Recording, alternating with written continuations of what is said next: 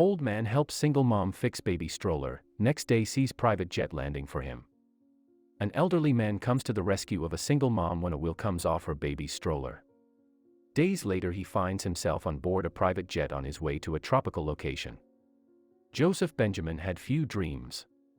At 72, the widowed father of two knew what life held in store for him every single day. He got up when the sun rose and cycled to the bakery for fresh rolls. He would then cycle back, eat breakfast, do some chores and wait for lunchtime. In the afternoons, he pottered around his little workshop and fiddled with his inventions until dinner, then he was in bed by sundown. Life was always the same until he met April and Emma. That day started out with Joe pedaling his bike to the bakery, but on the way, he saw a young woman in a gray tracksuit struggling with an old-fashioned ungainly stroller. One of the wheels of the stroller had come off, and the woman seemed to be trying to push it back into place while her baby wailed in protest inside the lopsided stroller. "Excuse me," Joe said gently. "Do you need help?" The woman looked up, and Joe saw tears in her eyes. "Yes," she said. "I think I do." Then, to Joe's discomfort, she started crying. An act of kindness can change your life. "Please don't cry," Joe said, awkwardly patting the woman's shoulder. "We'll soon have everything fixed up good as new." "I'm so stupid," the woman sobbed. "I should never have brought this old stroller out, but it was mine when I was a baby, you see."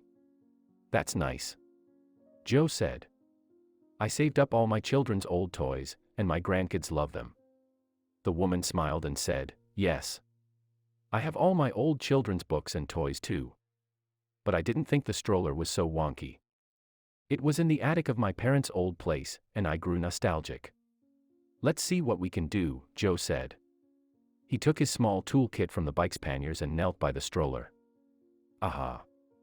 It's not broken. One of the lug nuts is loose, that's why it popped out." Joe fiddled with the wheel a bit then said, "You'd best take the baby out, the wheel might give a bit of a jolt when it pops back into place." The woman picked up the baby and watched anxiously as Joe firmly pushed the wheel back where it belonged. "There," Joe cried. "Fixed and ready to roll." The woman was smiling happily as she cuddled her baby. "Thank you," she cried. "You're a knight in shining armor.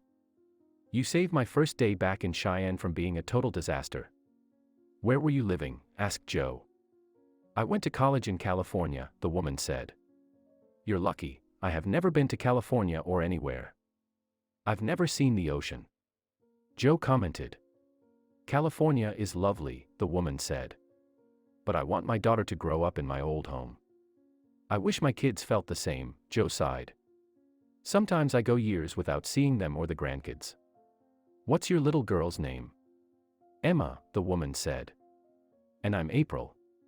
"I'm Joe," he said, shaking her hand. "Your parents are lucky." April's eyes filled with tears again. "They passed away a year ago," she explained. "And I miss them so much." "Listen, April," Joe said. "How about you and Emma have coffee with an old man?" Joe took April and Emma to his favorite coffee shop just across the street. The two adults chatted while Emma lay in her stroller and played with her toes. "Hey Joe," April said. "Emma and I are going on a little trip tomorrow, so how about you join us?" Joe was happy to accept the invitation, so April arranged to pick him up at his house early the next morning. He was waiting on the porch when a big black car driven by a chauffeur pulled up. It was April's car. Joe was stunned. "Wow," he said. "That's some car. But where are we going?" April, who was wearing a big hat, grinned. "It's a surprise." And what a surprise it turned out to be. The car took them to the airport and right onto the tarmac. "Come on, Joe," April said. "Get out." So Joe did and had the fright of his life when he saw a beautiful, sleek private jet taxiing towards them. "What's going on?" Joe cried, alarmed. "We're going to the beach," April said with a huge grin. "You're going to see the ocean." Joe boarded the jet. He couldn't believe it. "Me, flying," he cried. "Seeing the ocean. I can't believe it." "I wanted to surprise you," April said. "Because you were a lovely surprise. Very few people bother to stop and help a mom in distress, Joe. You're a gentleman, and you deserve wonderful things."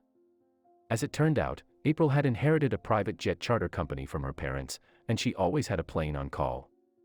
From then on, Joe became a permanent guest on April's holidays and getaways, and a granddad to little Emma. What can we learn from this story? Life can bring the most incredible surprises. Joe thought he knew what life had in store for him, but he was wrong. He became a surrogate granddad and a frequent flyer at the age of 72. An act of kindness can change your life.